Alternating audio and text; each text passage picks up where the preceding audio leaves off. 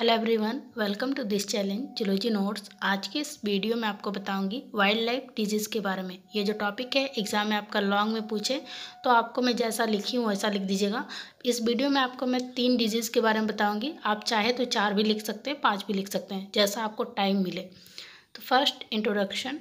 Wild life disease is a disease when one of the host include a wild life species.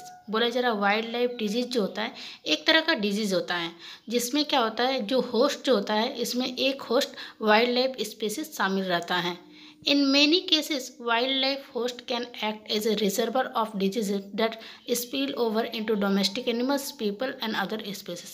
बोला जा रहा है कि जो बहुत सारे केसेस में देखने को मिलता है कि जो वाइल्ड लाइफ होस्ट होते हैं, जो जंगली जीव जो होते हैं, वो होस्ट जो होते हैं वो एक तरह से रिजर्वर का काम करते हैं। मतलब उनके अंदर डिजीज़ भरा हुआ होता है, उस तरह का वो काम करते हैं और वो फैला देते हैं डोमेस्टिक एनिमल्स में, पीपल में और अदर स्पीसीज में। उसके बाद कॉमन वाइल्ड लाइफ डिजीजेज।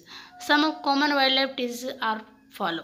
जैसे कि फर्स्ट है बैक्टीरियल डिजीज। इसमें क्या आएगा तो कॉलेरा आएगा, ट्यूबरक्लोसिस आएगा, एंथ्रेक्स आएगा और सैल्मोनेलोसिस आएगा।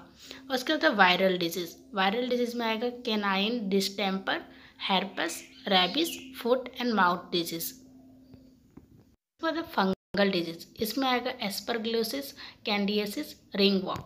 और पैरासिटिक एंड प्रोटोजोअन डिजीज में आएगा round worm, tapeworm, rick, ticks and mites. पहला है एंथ्रेक्स के बारे में। इसका पैथोजन कौन होता है तो बैसिलस एंथ्रेसिस इसका पैथोजन होता है।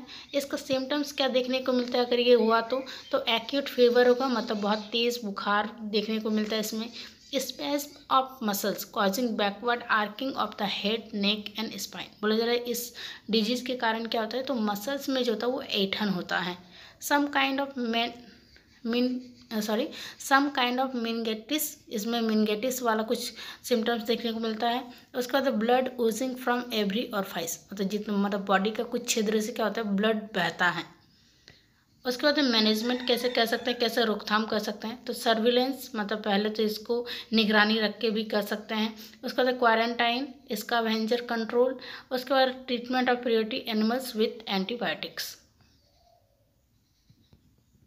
उसका दूसरा डिजीज है रेबीज। तो इसका पैथोजन कौन होता है तो रेबीज वायरस होता है। मोड ऑफ ट्रांसमिशन कैसे फैलता है तो bite of a rabid dog. उसका सिम्टम्स क्या है, क्या लक्षण देखने को मिलता है तो severe headache and high fever, बहुत तेज़ बुखार आता है, हेडेक होता है। उसका choking and fear of water leading to death, पानी से बहुत डर लगता है इसको।